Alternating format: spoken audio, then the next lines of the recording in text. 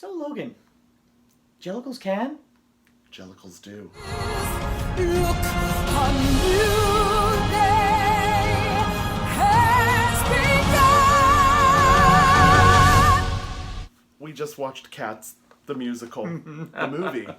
Did we just watch Cats? I don't know if we just watched it so much as experienced it, I think is a very delicate word. It was immersive. I was fully immersed. Now they say that in order to truly experience a film, there has to be a connection between the audience and the film itself. I don't think that experience was meant to extend out to Stockholm Syndrome, because that movie was trying to make us think things about cats. It was my captor, and I learned to respect it and enjoy it. I had no less than 3 separate male cat performers that I started to have intrinsic needs for. And then during the credits, I looked up, oh, who are they? Oh, that's cool. And I pull up photos, and I uttered the words, oh, you're not nearly as cute as a human. I suppose the best way I could ever describe Cats the movie, it's the cinematic equivalent to autoerotic asphyxiation. If approached incorrectly, it could be dangerous, but if you approach it and handle it correctly, it could be the most pleasurable experience of your life. My safe word is now McCavity. No. McCavity!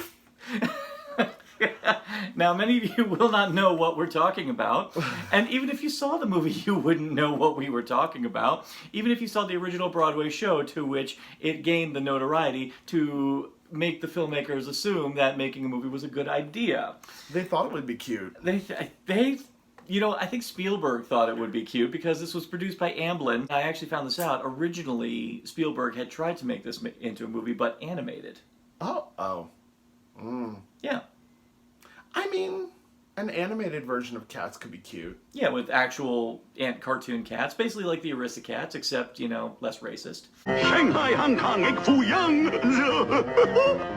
Fortune cookie, always wrong. It was one of the most popular Broadway shows for the longest time. It was, I think now it's like considered the 4th longest running. Yeah, at the time, it was the longest running Broadway show in the 80s at first.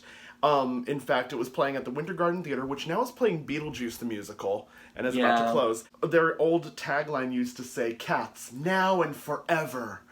And well, I think that lived up to it, because this is burned into my brain. But their idea was like that it was going to run forever on Broadway. Yeah. And it's just a fixture. When I first heard Cats as like a fledgling teenager or whatnot, it was one of those musicals I listened to and I was like, oh, I guess I don't like musicals then. Because it's pushed forward as like, this is what a musical is. And if you're unfamiliar with any other version of musicals, rock operas, concept shows, all these different things, like Cats is a very specific, very light, for the most part. It was one of those shows that, you know, your parents kind of forced on you to try to get you into musicals, and unfortunately had the inverse effect.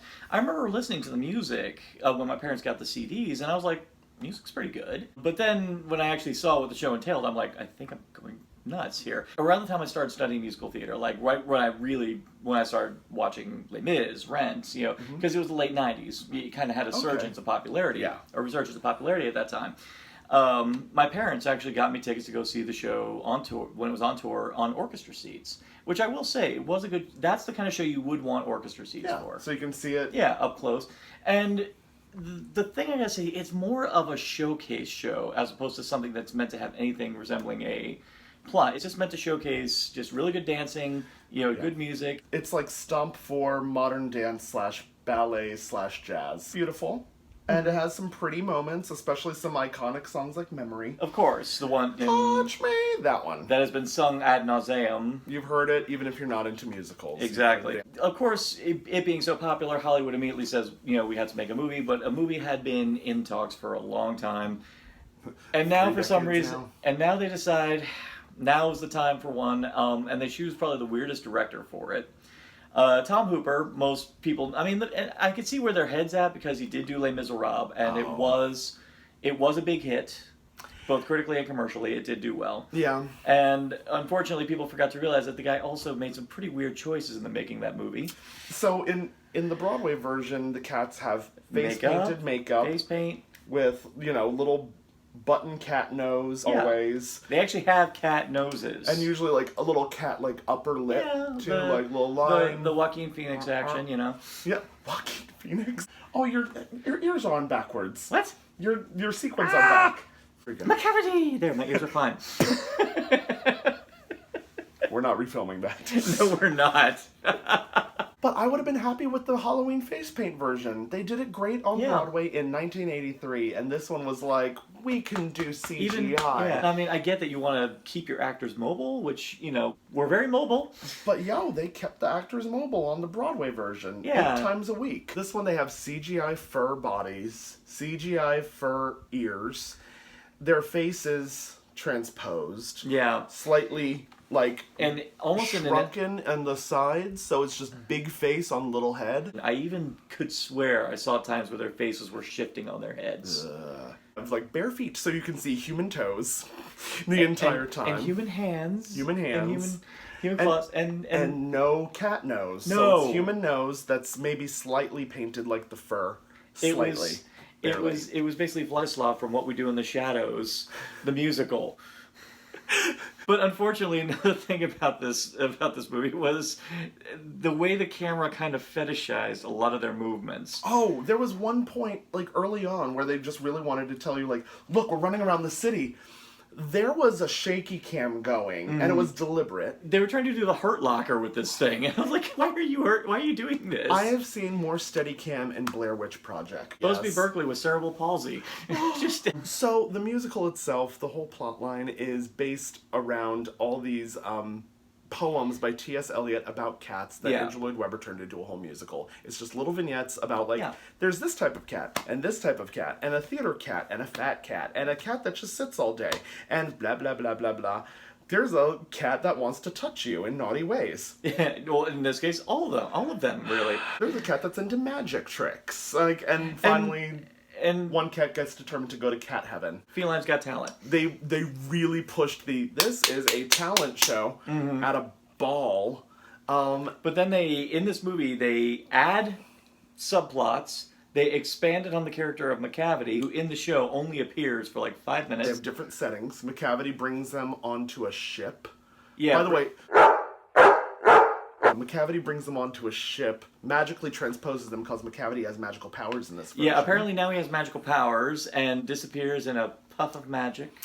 One of the few songs that I live for, which is Rum Tum Tugger, because it's Yeah. basically one big Prince joke. Oh, yeah.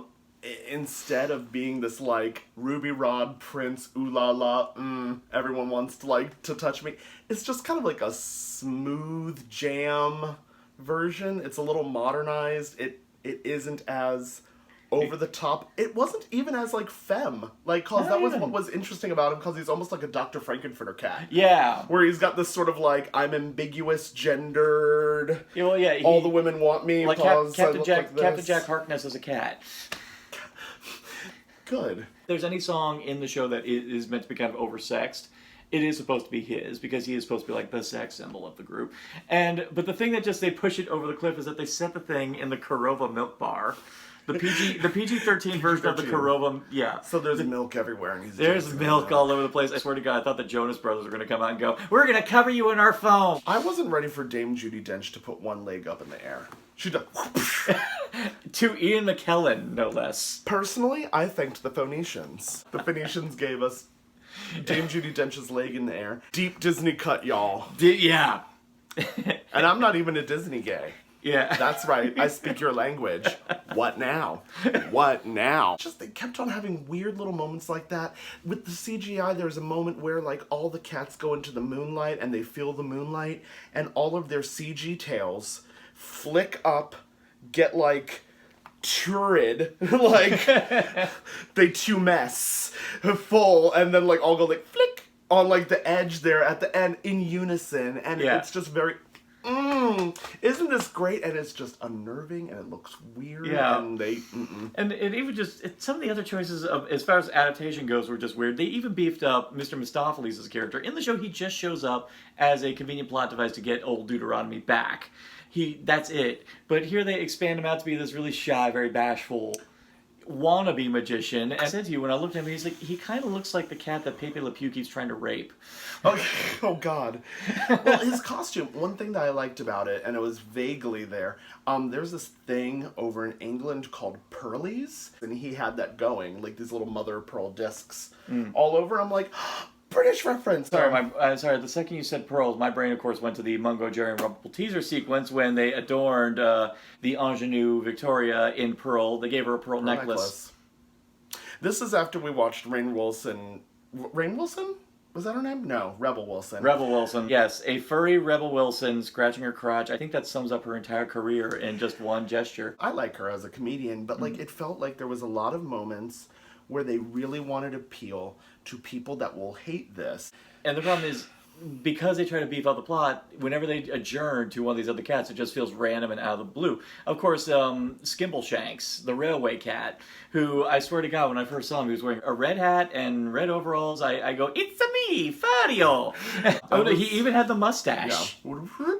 All very talented people in a vehicle that did not showcase their talent as good as it could have. And anytime they ever try to showcase their talent, they end up taking it way too far. If I ever did do the show, the role I'd want to play is Gus the Theater Cat, because I think it's probably one of the most emotional. It's very sweet. It's a beautiful song. Well written. Yeah, and then but unfortunately, now it's cheapened by the fact that we see Ian McKellen drinking milk out of his saucer.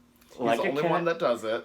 He's rubbing around on the walls. There's a scene where everyone else is singing, and it cuts to him, and he's just kind of entering the room, rubbing against a wall, going, "Ah!" No one else does that. A veteran actor looking back on his career, and he thought he had a hard time on The Hobbit. It ends with old Deuteronomy staring directly into our souls. Breaks the fourth wall. Or the fourth wall, talking directly into you about cats. And you should approach a cat. Don't talk to me. I want to be like the Kurgan going, "Never speak to me." Look away! Just back over the Dame falls. Judi Dench, many times I would want you to look upon me with your grace and wisdom. This was not one of those times. Musicals like Cats made me feel like I didn't like musicals. So Yeah. I'm like, and especially this version, I would be like, oh, this is what it's supposed to be? Yeah, and We're that's good. dangerous. That Yes. could give people the wrong impression of what a good musical is supposed to be. And if you're not seeing it in the form that in which represents it the best, it could be a very dangerous thing. I mean, the one thing at least that can be said for Sweeney Todd's favor, no matter how it was done, it's a musical about a guy who slashes people's throats. That's always going to be interesting. This new song, because if you're doing a movie Musical, you have always to have a new song, so that way you qualify for the Oscar. Yeah. For the best new song. And even though it's just made up for this. in the history of doing it, I've only counted one time where it worked, where I actually think they should edit it back in. I Just Move On from Chicago. Beautiful Ghost, on the other hand, not so much. Yeah. Because the one thing we have to remember, and this is one reason why I think the music of Cats is actually pretty good, the orchestrations actually fit really well with a lot of the poems of T.S. Eliot. Yes. You can blatantly tell from the insipid lyrics from Beautiful Ghosts that this is such a far cry from T.S. Eliot. Now, if I'm not mistaken, I think Taylor Swift had a hand in writing the lyrics. Yeah, this is the little witch that friggin' made that awful Romeo and Juliet song and that stalker song, You Belong to Me. Oh, there's worse. Jolie, who you might remember from our discussion on Avengers Endgame. Yeah, she was with us when we watched this. And so she was talking about how that character is not a vixen on the side of evil. Your character's not supposed to be this. Why? Yeah. And it's like, I get it. It gives her something more to do. And like, she sprinkles fire ember catnip on everybody. Fire ember catnip that is glowing. And I'm like going, where the hell did you get this shit, Chernobyl? And it was visually engaging. It was pretty. And That's then all I have to say all of about a sudden in comes, naked feline Idris Elba to cap off the song and proving that he never should sing ever. Oh. Ever. He's a good actor in everything else I've seen him in. He is the British Denzel Washington. He's a guy who, no matter how bad the movie is, he is always going to be one of the things that's going to make it worthwhile. This did not showcase him well. And especially this new rewritten version where he's this villain magically transporting people in a puff of Fuller's Earth. McCavity! Yeah, he literally goes, McCavity! And disappears. Afterwards. He disappears and then you hear McCavity around the corner. Which is the best way to leave a room now. I have to applaud them for actually trying to make practical sets to work with, and the fact that they constructed them to scale. To scale. It looked really pretty and impressive. I mean, the lighting I was good with, though the editing was definitely suspect. Actually, I said this when I did Rare Delicacies on The Lure.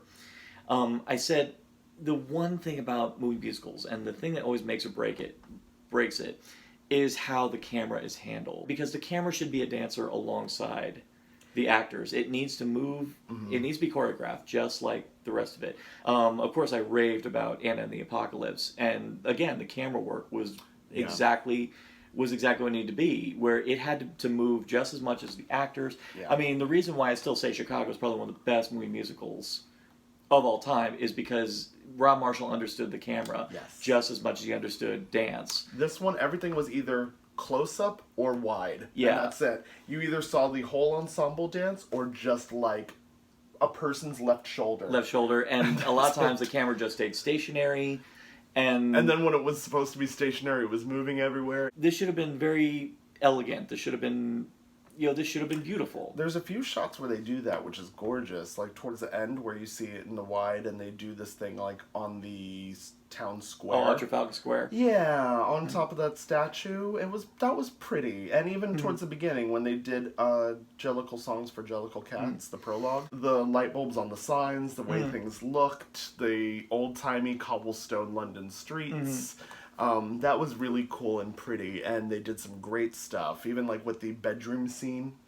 But there's so many like horrific things that they do in this. I'm like, what? Why? The entire Rebel Wilson sequence is like It's nightmarish. It's aimed at the 12-year-olds that don't want to be there in the audience. She starts eating cockroaches. She has an entire body of, fur, like as all of them do. And then she has a little collar tab right here that turns out it's a zipper.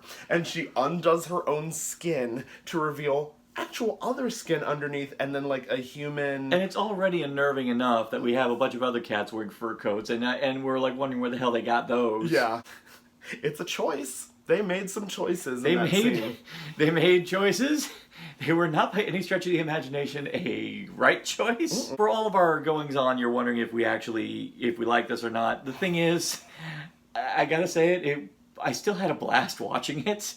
It was fun, and it's interesting to watch, especially I can imagine watching this with friends as they oh, we're watching Cats tonight. Yes.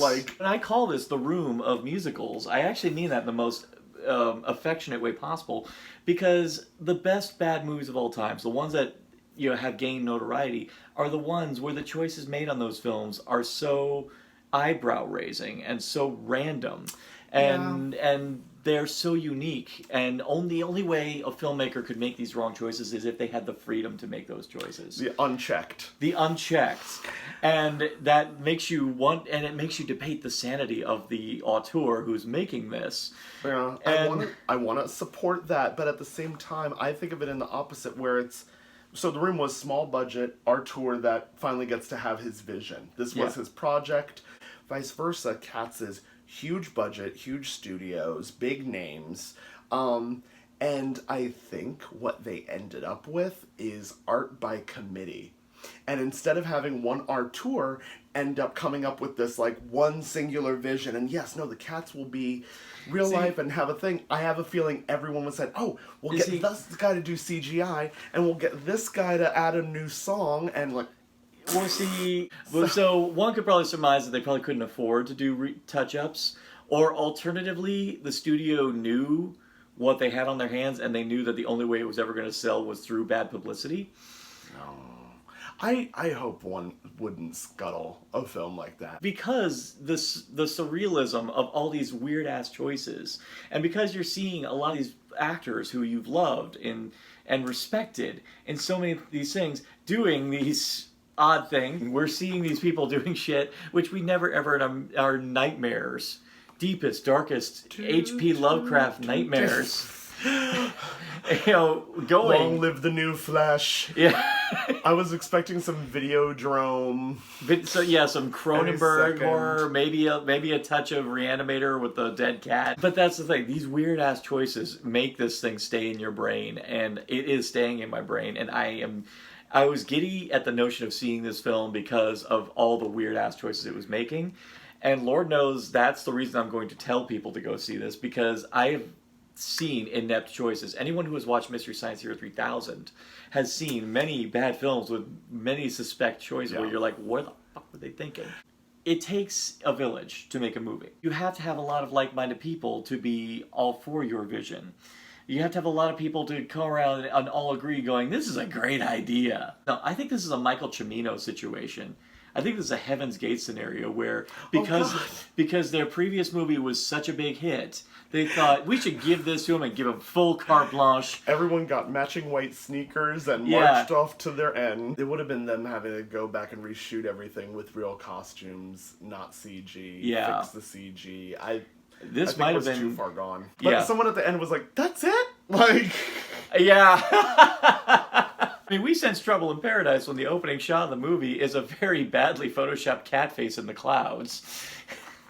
Oh my god. There was so many moments I just reached over and grabbed the air in front of you. I'm like, John!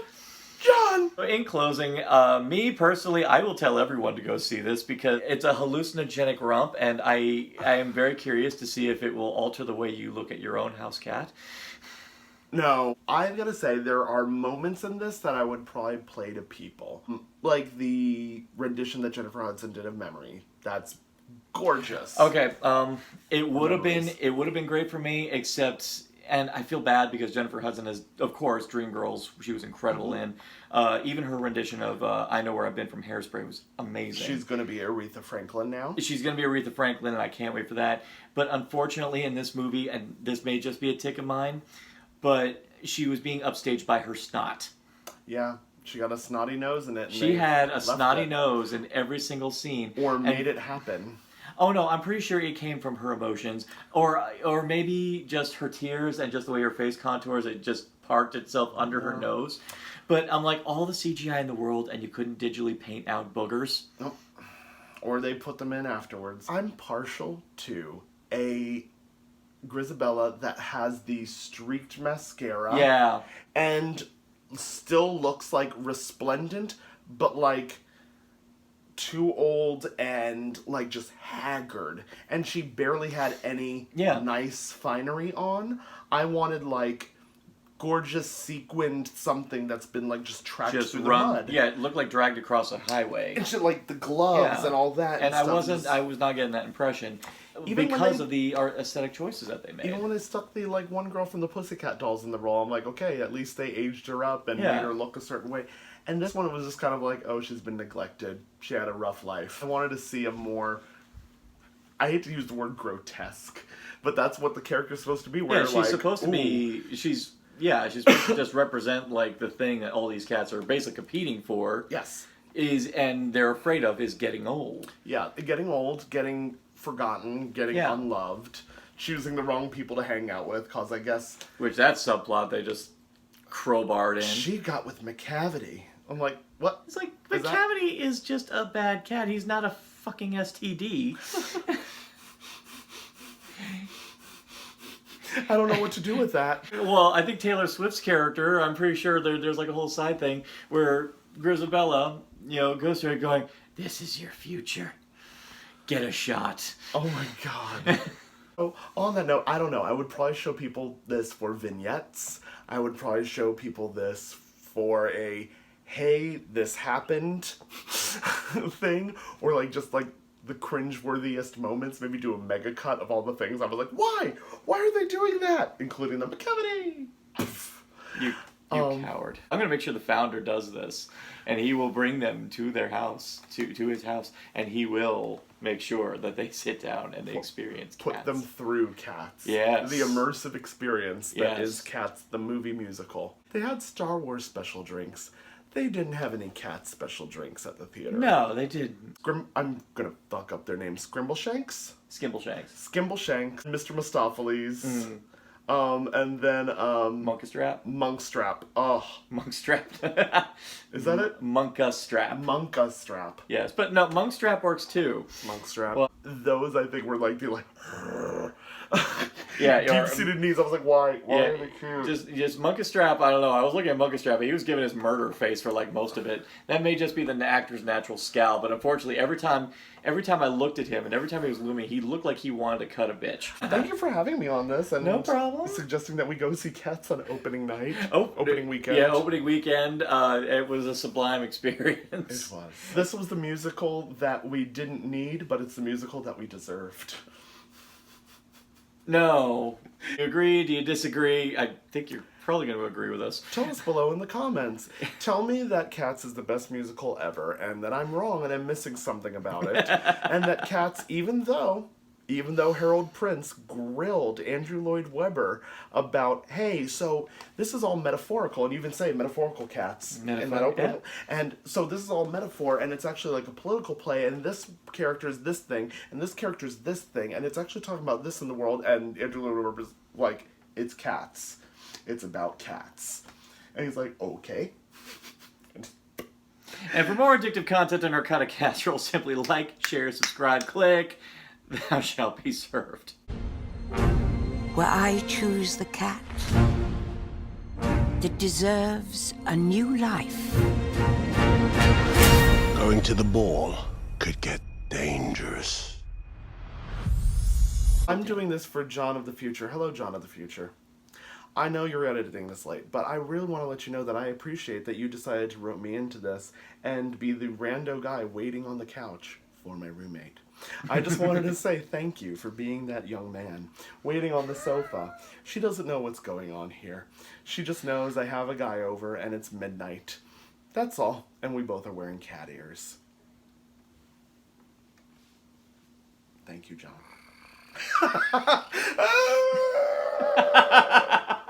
I don't know if the microphone picked that up, but you know what? And you know, this is more convincing cat acting than what we just saw over the past 2.5 hours.